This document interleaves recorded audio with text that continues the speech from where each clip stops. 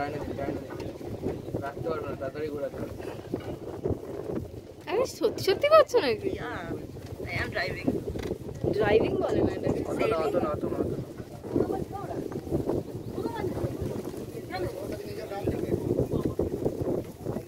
বেশি হয়ে যাচ্ছে, এদিকে দাঁড়িয়ে রাখো। ডান দিক দিয়ে গিয়ে ঘুরে ঘুরে। Oh, yeah, darling. এখানে সোজা করে দিতে হবে। অত ঘোরালে হবে না, আওয়াজ হচ্ছে। সাইড করে নিয়ে নেবে ঘুরিয়ে। হালকা হালকা স্পিন করে ঘোরাতে হবে। সুন্দরবন থেকে প্রচুর মাছেদের কমপ্লেন আসছিল যে তারা জলের তলায় থাকতে একদম পারছে না, তাদের জলের তলায় থাকতে খুব অসুবিধে হচ্ছে। সেই জন্য আমি পাইরেটস অফ দ্য ক্যারিবিয়ানের জনি ডেপের থেকে নৌকোটা ধার করে চলে গেছিলাম সুন্দরবন ওদের বাঁচাতে। গিয়েই ওদের তুলে ফেললাম, কিন্তু আমার একটু বুঝতে ভুল হয়েছিল, আমি শুধু ওদের তুলে খেয়েও ফেলেছি। যাই হোক, সেটা ব্যাপার না। যাই, ঝিনটি তুই বৃষ্টি হতে পারতিস বলে আমি চলে গেছিলাম। ঝিনটিও আসেনি, বৃষ্টিও আসেনি, খুব গরম করছিল। তো যাই হোক বলাটা আমার মুদ্রা দোষ, এই গোটা ভিডিওতে অনেকবার শুনতে পাবেন, তাই আগে থেকেই বলে রাখলাম, পরে ঘ্যান করবেন না। গভীর জলের মাছ দেখার পর আমি চলে গেছিলাম নৌকোর পেটের গভীরে, কিন্তু সেখানেও গিয়ে দেখছি গভীর জলের মাছেদের ভেজে নেওয়া হচ্ছে। আমার মাছ ভাজার প্রতি খুব একটা ভালোবাসা নেই, আমার ভালোবাসা ছিল ঘুরে বেড়ানো। তাই আমি নৌকোর পেটের ভেতরটা খুব সুন্দর করে ঘুরছিলাম, কিন্তু বিশ্বাস করুন, নৌকোর পেটের ভেতরে যে এত কিছু থাকে আমি জানতাম না। আমি লিভার, তারপরে আরও অনেক কিছু, তারপরে কিডনি অনেক কিছু আবিষ্কার করার চেষ্টা করেছিলাম, কিন্তু সেসব কিছু দেখতে পাইনি। সেখানে লিভারের জায়গায় শুধু মাছ ভাজা দেখেছি, আর দেখেছি ইঞ্জিন, আর সেই ইঞ্জিনের আবার গ্যাস হয়েছে। ইঞ্জিন কী করছিল? ইঞ্জিনের কালো কালো ধোঁয়াওয়ালা গ্যাস নৌকোর পেটের ভেতর থেকে বাইরে বের করে দিচ্ছিল। নিজেই আসছি, কত খারাপ কমেডিয়ান আমি নিজে কমেডিয়ান বলবো না, লজ্জা করছে আমার। যাই হোক, তারপর দেখছি পাতার পর পাতা পড়ছে, শুধু পাতা পড়ছে। এক্ষেত্রে গাছের পাতা না, কাগজের পাতা। তাতে মাছ দিয়েই যাচ্ছে, এটা মাছ না ফুচকা ভাই, দিয়েই যাচ্ছে। এটা দেওয়ার সীমা আছে। তারপরে আমি বারবার বলছি, ভাই তোদের ইঞ্জিনের যা তেলের গন্ধ বেরোচ্ছে, ডিজেলের গন্ধ বেরোচ্ছে, তার সঙ্গে মাছ ভাজা কিন্তু বিরাট লড়াই দিচ্ছে। মাছ ভাজার গন্ধ ইঞ্জিনের গন্ধকে ছাপিয়ে চলে যাচ্ছে। কিন্তু ওরা বলছে, দেখো একটা ব্যাপার বোঝার চেষ্টা করো, আমাদের ইঞ্জিনটা কিন্তু ডিজেলে চলে না, ইঞ্জিন সর্ষের তেলে চলে। আমি তখন বুঝে গেলাম যে ওরা আমার সাথে জোক মারছে। জোকটা খুব বাজে ছিল, কিন্তু তা সত্ত্বেও ইঞ্জিনের শরীর এবং তার ক্ষমতা দেখে আমি বেশি জোক মারতে যাইনি, কারণ ইঞ্জিন যদি ফেলে কেলি দেয় আমাকে, তখন আমি কী করব। এই সব সাতবাসটির কথা ভাবতে না ভাবতেই দেখলাম কত পাতার মধ্যে চলে গেছে মাছগুলোকে শুকনো পাতার মতো দেখতে লাগছিলো ভেজে নেওয়ার পর, কিন্তু সেটা বড় কথা নয়। আমি তো চলে গেছিলাম অন্য জায়গায়। কি সুন্দর বিয়ের তত্ত্ব দেওয়ার মতো লোকের হাতে একটা একটা করে মাছ তুলে দেওয়া হয়েছে, আর আমাকে দেখুন। সবাই মাছ ভাজা খাচ্ছিল, কিন্তু আমি অন্যরকম একটা মাছ ভাজা খাচ্ছিলাম, যেটাকে সুন্দরবনের লোকেরা লুচি বলে ডাকে।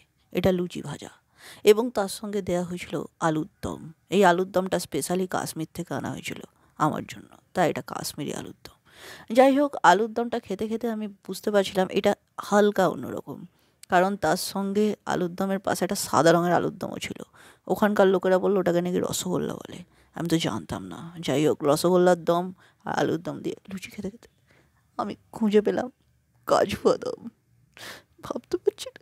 সুন্দরবনের প্রচণ্ড গরমের হাত থেকে বাঁচানোর জন্য আমার ক্যামেরাম্যান একটা অয়েল ক্লথ কেটে আমার জামা বানিয়ে দিয়েছিল কালো গেঞ্জির ওপর পরবো বলে। পরক্ষণেই দিচ্ছি একটা বাবা তার বাচ্চাকে নিয়ে বেরিয়ে আসছে, অয়েল ক্লথটা ওরই ছিল, খুঁজে পাচ্ছিল না ওরা। কিন্তু তাতে আমার কি, আমি তো স্বার্থপর। আমি যাই হোক অয়েল ক্লথ, বেড কভার কাটা জামা পরে বেরিয়ে গেছিলাম হ্যামিল্টন সাহেবের বাংলো দেখার উদ্দেশ্যে। এখানে গিয়েই দেখছি ও বাবা, মাহেশের রথের মেলার মতো ভিড় হয়েছে, কত লোক। আমি ভাবছি এখানে কি হয়, রথ দেখা কলা বেচা দুটোই হয়, কিন্তু তারপরে না, দেখলাম এর থেকে অনেক কিছু বেশি হয়। সুন্দরবন ভ্রমণ সাথী আমাকে এমন একটা জায়গায় নিয়ে এসছে না, যে জায়গাটা আসার আমার অনেক দিনের শখ ছিল। সেই ছোটোবেলায় আমার বাড়িতে ছিল মিল্টনের একটা ওয়াটার ফিল্টার, আর তারপর আমি বড় হয়ে পড়েছিলাম জন মিল্টনের লেখা প্যারাডাইস লস্ট। সেই লস্ট পরে আমিও লস্ট হয়ে গেছিলাম, কিন্তু আজকে লস্ট অ্যান্ড ফাউন্ডে চলে এসেছি কোথায়, হ্যামিল্টনের বাংলো। এই হ্যামিল্টন বাংলোটা প্রচণ্ড ঐতিহাসিক গুরুত্ব আছে, কিন্তু এত ঐতিহাসিক গুরুত্ব আছে যে বন্ধ করে রাখে। তাই এখানে আমি কেন, জন মিল্টনের ওয়াটার ফিল্টার কাউকেই ঢুকতে দেওয়া হয় না। হ্যামিল্টন ঘন পুঞ্জ ছায়াই সমৃত অম্বর, হে গম্ভীর। দুজন অত্যন্ত গম্ভীর মানুষের সামনে অত্যন্ত ছ্যাবলা আমি বিদায় নিলাম। তারপরেই চলে এলাম নৌকোর ওপর। এখানে এসে কারিকুরি করছিলাম ক্যামেরা নিয়ে। ক্যামেরাটা আমার, কিন্তু আমি কিছুই চালাতে জানি না। লোকজনের কথা শুনে কপাল চাপড়ে আমি খেতে বসে গেলাম। আমাকে দেয়া হয়েছিল অনেক কিছু, এবং তার মধ্যে সব থেকে বড় যে জিনিসটা ছিল সেটা হচ্ছে লঙ্কা।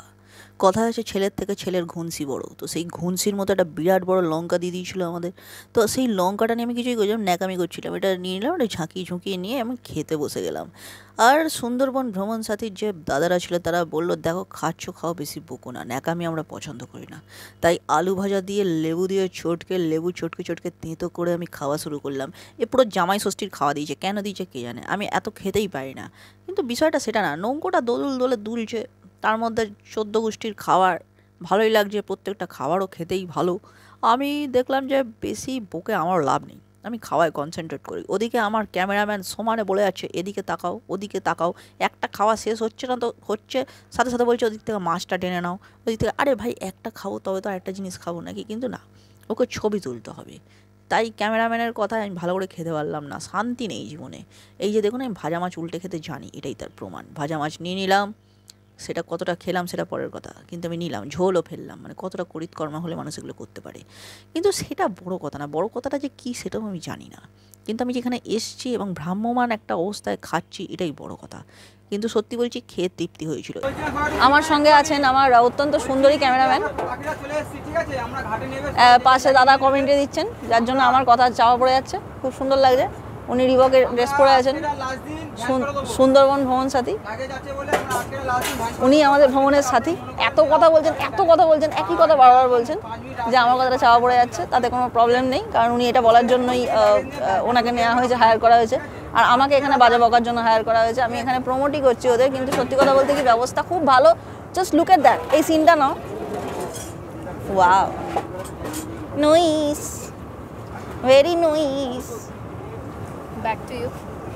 Back to you. আমাকে আর বেশি ব্যাক করতে হবে না, আমার এবার ভীষণ মাথা ধরে যাচ্ছে, কারণ রোদটা পুরোপুরি আমার মুখে পড়ছে।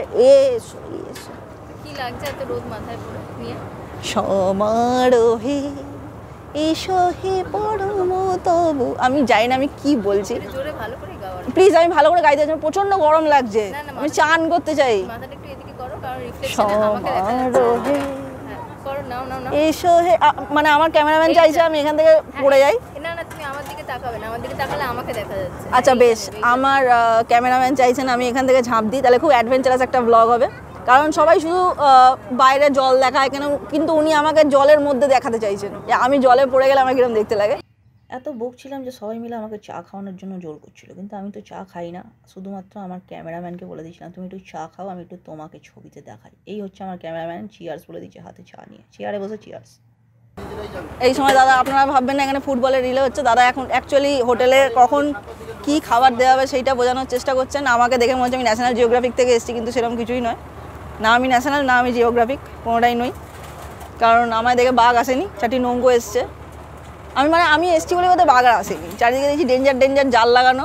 একটু আগে আমরা মশারির ছবি তুলেছি, আমাদের বাড়িতে আমরা এরকম মশারির জাল লাগাই, কিন্তু মশা আটকানোর জন্য, এখানে জাল লাগিয়ে দেয় বাঘ আটকানোর জন্য। খুব ভালো লাগছে ব্যাপারটা, খুবই ভাট বকছি। এগুলো আমার ভিডিওতে যদি যায় তাহলে আর কেউ দেখবে না, এটাও আমি জানি, কিন্তু তাও আমি বলছি শুধুমাত্র আমার ক্যামেরাম্যানের প্ররোচনায়।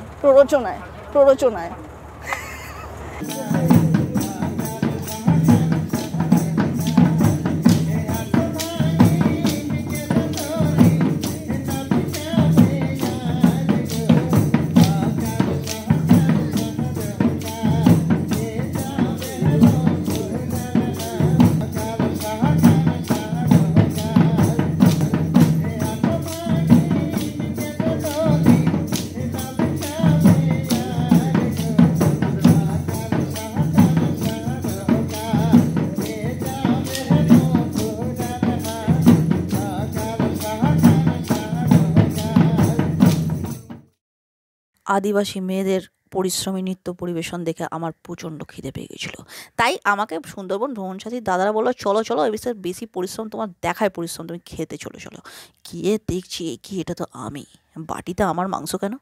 আপনারা একটু ঘাবড়ে যাবেন না শুনে, কারণ আমাকে সারা জীবন শুনতে হয়েছে আমি পাঁঠা, তাই বাটিতে পাঁঠার মাংস দেখে আমার একটু তো ভয় করবেই, এটাই তো স্বাভাবিক ব্যাপার। যাই হোক, পাঁঠার মাংস দিয়ে ভাত মেখে আলুর চটকে আমি খেয়ে নিলাম। আর আমি এত দিকে তাকাচ্ছিলাম, ক্যামেরাম্যান এত বিরক্ত করছিল যে ভ্রমণ সাথীর দাদারা বলল, দেখো তুমি প্রচণ্ড ন্যাকামি করছো, অতিরিক্ত, আমাদের এখানে কেউ এরম করে না, নো ননসেন্স ভিডিও করে চলে যায়, শিবাজি তাকে দেখে শেখো। তখন আমাকে বললো তুমি খাও, খেয়ে ঘরে চলে যাও, প্লিজ। পরের দিন সকালে শুরু হলো আমাদের দ্বিতীয় দিনের ভ্রমণ। এই দিন সকালবেলা নেয়ে ধুয়ে তৈরি হয়ে আমরা চললাম নতুন জায়গার পথে। আর এই নতুন জায়গাটার নাম ছিল ওয়েলকাম না, সজনেখালি সুন্দরবন টাইগার রিজার্ভ। যাই হোক, এখানকার টাইগাররা খুবই রিজার্ভ, খুব কথা কম বলে। যাই হোক, আমরা ঢুকলাম, গিয়ে দিচ্ছি এটা কুমির রোদ পোয়াচ্ছে, কোনো মানে নেই কেন পোয়াচ্ছে যায় না। এই গরমের মধ্যে আমরা রোদ থেকে বাঁচছি, আর এখানে কচ্ছপ আমাদের দেখে পরিমরি করে ছুটে পালাচ্ছে। এত বড় সেলিব্রিটি, পুরো মালাইকার মতো। আমি সুন্দরবনের একজন ছেলে হয়ে ইভেন একজন সাধারণ মানুষ হিসাবে বা সুন্দরবনের একটু গাইড হিসাবে বলবো, ওয়াটার মনিটর লিজারটাকেও কনজারভেশনের মধ্যে রাখতে হবে। কেউ যদি তাকে দেখতে পায় তাকে যেন ডিস্টার্ব না করে, অবশ্যই তাকেও বাঁচিয়ে রাখবে।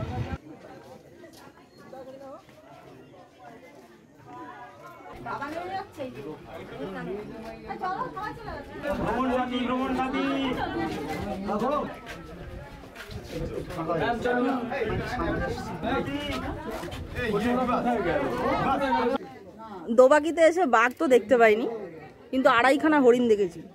মানে 2টো গোটা হরিণ আর একটা হরিণের অর্ধেক, সেই ল্যাজ নেড়ে কিছু একটা করছিল।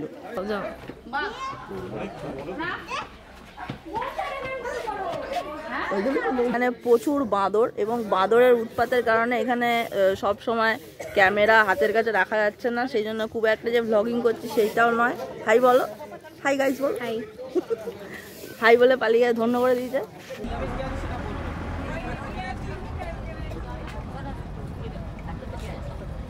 ছোলার ডালই আছে, আর কিছু ছোলার ডাল, মিষ্টি আর নান। একটু হাতে দিয়ে পাড়ি দে ভাই। ঠিক আছে, আছে সেটা আছে, পেঁয়াজ ছাড়া আছে। দুটো আছে। এটা জলের গন্ধ। আজকে আমাদের সুন্দরবন ভ্রমণের সেকেন্ড ডে। এখন ব্রেকফাস্ট খাচ্ছি, নানপুরি, এটা ডাল আর একটা পান্তুয়া, আমার ফেভারিট। ঘুলমিলে ঘুলমিল লন্ডা, ঘুলমিলে ঘুলমিলে, এই পথ যদি না শেষ হয় তবে কেমন হতো তুমি বলো তো, তুমি বলো। না না, আমার সময় নেই বলে। আরে দুর্বল, এটা তো সুচিত্রা সেন বলে। আমি বলছি সময় নেই আমার বলার। ও দাদা কোন জায়গায়? ও বেড়াটা পড়ে বাঘ বেরিয়ে গেছে।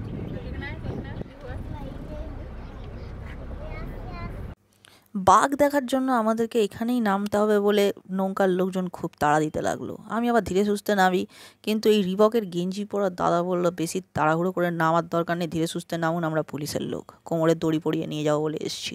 আমি বললাম সে কি, আমি তো কিছু চুরি করিনি। তারপর বললো যে অতিরিক্ত খাবার খাওয়ার জন্য গ্রেফতার করা হচ্ছে। তো যাই হোক, আমার পেটে দড়িটা আঁটলো না, আমি হেঁটে হেঁটেই নেমে পড়লাম পাড়ে, আর ফলো করে যেতে লাগলাম ওই পুলিশের লোক দাদাকে, যে পরে জানতে পারলাম না সে সুন্দরবন ভ্রমণ সাথী লোক, আমাকে প্যাঁক দিচ্ছিল। এটাই হচ্ছে সেই ক্যানোপি ওয়াক, এখান থেকে নাকি বাঘ দেখা যায়, টাইগার টাইগার টাইগার। ওদিক দিয়ে আবার নামবো না, কোথাও নামবে না, শুধু উঠবেন এখন। আমরা যাচ্ছি ক্যানোপি ওয়াক। কই গেল তুমি? ওয়াক করে দাঁড়িয়ে গেলে কেন?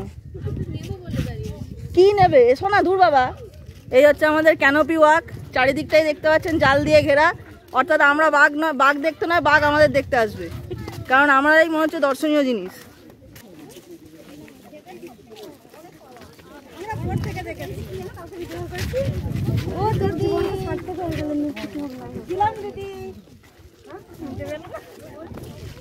হ্যাঁ বলুন। আপনাকে দেখতে পাবো এখানে, বুঝতেই পারিনি। আমিও আপনাকে দেখতে পাবো, বুঝতে পারিনি। ভালো লাগছে। যাচ্ছি। দেখে নিয়েছেন, আমি ক্যামেরা উঁচু করে দেখাচ্ছি, ভ্লগ করছি। ওখানে কাকিমা ছাতা উঁচু করে ভ্লগ করছে, যদিও ছাতা কিছু রেকর্ডিং করে না, কিন্তু করছে উঁচু করে।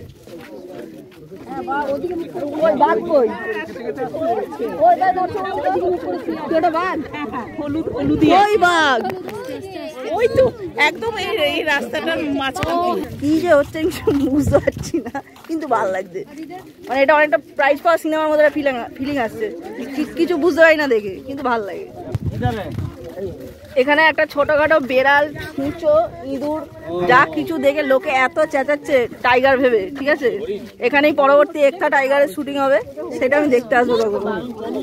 এই রে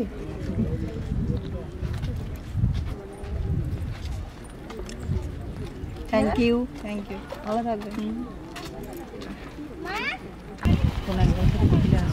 যে কোনো অ্যাঙ্গেল থেকে তুলুন, ঝলসানোই আসবে। হ্যাঁ আমরা একটু ঠিক আছে, যাবো। হ্যাঁ ওয়েলকাম, হ্যালো, বাই। এই যেমন ঘাড়ে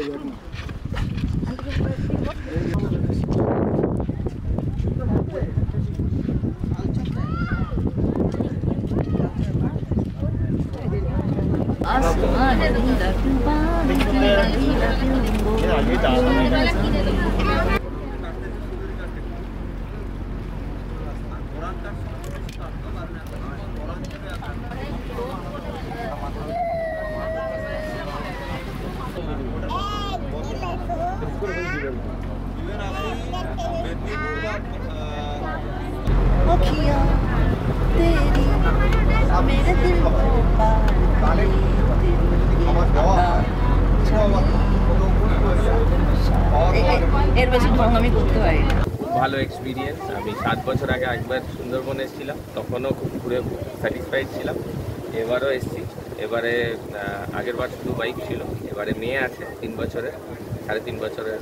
তো দারুণ ওভারঅল এক্সপিরিয়েন্স, খুব ভালো। আর ভ্রমণ সাথীর সাথে এবারে এসেছি ফার্স্ট টাইম, তো এবারে একদম স্যাটিসফাইড।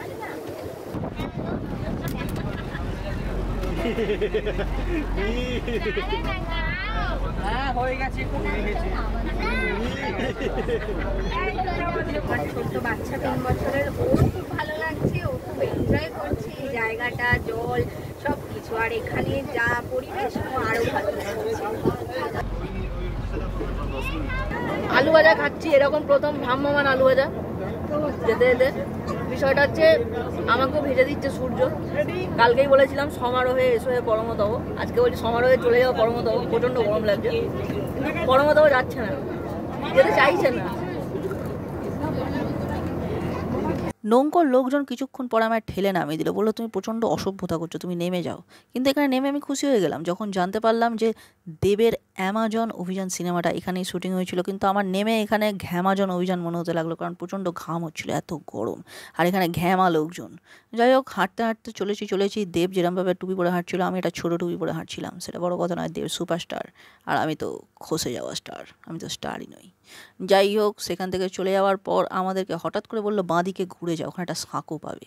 আমি বললাম কি না কি সাঁকো? ও বাবা, দেখছি বাঁশ দিতে আসে যারা এখানে, সেই সাঁকোটা তাদের খুব প্রিয়, কারণ এটা বাঁশের সাঁকো। এই মুহূর্তে আমরা এসেছি ঝড়খালিতে। আর এই যে জায়গাটা, এইখানে মেইনলি অসুস্থ বাঘ বা চোট পাওয়া বাঘেদের সেবা শুশ্রূষা করেন এখানকার ফরেস্ট ডিপার্টমেন্টের মানুষরা। সরি গাইস, অসুস্থ বাঘকে আর নতুন করে খোঁচাতে যেতে পারছি না নিজের মনোরঞ্জনের জন্য। আর এখানে যে কুমিরগুলো রয়েছে তারা একদম জলের তলা দিয়ে সাঁতরাচ্ছে, জানি না কেন, আমি ঠিক বুঝতে পারছি না। ওদের পোশাক আশাকের কোনো প্রবলেম আছে হবে, তাই সামনে আসছে না লোক সমক্ষে। তাই প্লিজ খাঁচার দিকে কোনো প্রকার দ্রব্য ছুঁড়বেন না, যেরকম বলা আছে। আপনারাও সেরকম কিছু দেখাতে পারবো না বলে আমার দিকে প্লিজ ঢিল ছুঁড়বেন না। খেলে একটা বাঘ দেখতে পেলাম। বাঘও আপনাকে দেখতে পাইনি, দুঃখ হয়েছে বিশ্বাস করুন। কুমির দেখে এলাম। আচ্ছা, ভ্রমণ সাথীর সাথে ঘুরে কেমন লাগছে? ভ্রমণ সাথী জায়গা। বাঘ যদি এখন না আসে তো ভ্রমণ সাথীর দোষ না। ঠিক আছে, নেক্সট টাইম ভ্রমণ সাথীকে বলো বাঘকে একটা ফোন করে দিতে আগে থেকে, অমুক জায়গায় চলে আসবে, আমরা আসছি, সেটাই বেশি ভালো হবে বলে। তোমরা তো দেখতে চাও আর আমরা দেখতে চাই না। আমরাও ওদের চোখে আমরা দেখতে চাই না। এই যে ভিতরেও বাঘ রয়েছে, আমরা দেখতে চাই না, চোখের সামনে আমরা যাইতে চাই না। রাগ না, অনেক লোক নিয়ে গেছে, এই 3 দিন আগেও একটা লোক নিয়ে গেছে আমাদের গ্রাম দিয়ে, তিনটে লোক নিয়ে গেছে এই 1 মাস আগে। তারা কি করতেন? ওরা কাঁকড়া মারতে যাইতো, নৌকো দিয়ে তুলে নিয়ে গেছে। আমরা অনেকবার দেখেছি বাঘ, গ্রামে ঢুকে আসলে ফরেস্টারে খাঁচা পেতে ঘরে সেসব বাঘ দিয়ে দেখেছি। কিন্তু গ্রামের লোক অনেক বাঘ দেখি, কিন্তু বাঘ আমরা দেখতে চাই না, কারণ ও এমন একটা জন্তু, ওর সামনে আমরা যেতে চাই না। সবাই কলকাতা থেকে আসে বাঘ দেখার জন্য ইচ্ছা করে, আমরা চাই না যে বাঘ দেখব। ওর গর্জন শুনলে আর ইচ্ছা করবে না যে বাঘ দেখতে। দিদিকে আমরা দেখি সবসময়, আর দেখেই আমি চিন্তা করি। Thank you. ঝড়খালিতে এই মুহূর্তে দাঁড়িয়ে আছে সুলেখাদির সাথে, সুলেখা মণ্ডল। উনি আমায় দেখে চিনতে পারেননি, গলার আওয়াজ শুনে চিনেছেন। আর এইটা ওনার ভাতের হোটেল, জয়দীপ ভাতের হোটেল। তো সবাইকে বলে রাখছি, যারা ঝড়খালি আসবেন সুলেখাদির সাথে বসে দেখা করবেন, খুব হাসি খুশি মানুষ, ফ্রেন্ডলি। ওনার ভাতের হোটেলে ভাত খাবেন। আমি তোমাকে দিদি নাম্বার 1 দাদাগিরিতে দেখে তোমার কথা শুনে আমার এত বেশি ভালো লাগছে। আবার একবার দিদি নাম্বার 1 তোমাকে দেখবো দেখি দেখি আমরা ওদের তো ডাক তো হবে আমাকে, তবে তো আমি তো ডাক দেখেছি। তোমার সেখানে আমি অনেক কথা শুনেছি, নাচটা দেখেনি, রচনা সব কিছুই করেছি। ভালো। হ্যাঁ, আমার তো খুবই ভালো লাগছে। তুমি একটু রচনা ব্যানার্জি হয়ে যাও না, নেচে দিচ্ছি। আরে সত্যি সত্যি আমি দেখেছি বলে তোমার কালকে নাচলে না কেন? নেচে গিয়ে আমি আগে ঝুড়ি নাচে নাচলে না কেন? ওই সব তারপরে তো এখানে ফিস্টের মধ্যে পিকনিক করছি, যেন মনে হচ্ছে সবাই আমরা একসাথে। সে তো বড় একসাথে বড়, এটাই সবচেয়ে বেশি একটু হয়ে যাও না। আজকে আমাদের ওইখানে হবে, সন্ধ্যাবেলা হবে ডান্স, বাংলা ডান্স। ওইখানে হবে। আপনি এটা কি আমাদের মহাগুরু? একদম মহাগুরু।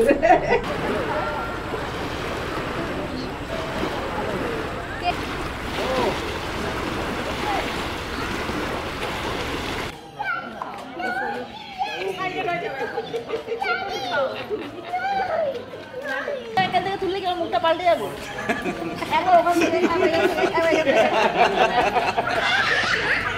বিয়ের পরে হাসি গায়েব হয়ে গেছে। বিয়ের পরে হাসি গায়েব হয়েছে। স্ট্যান্ড আপ কমেডি করবেন তো আমাদের কিসের ব্যবসা কি করেন না? না এই খালি বর গুলাচ্ছে, বর গুলাচ্ছে, আমি বলছি তাও গুলিয়ে দিয়েছে বলার।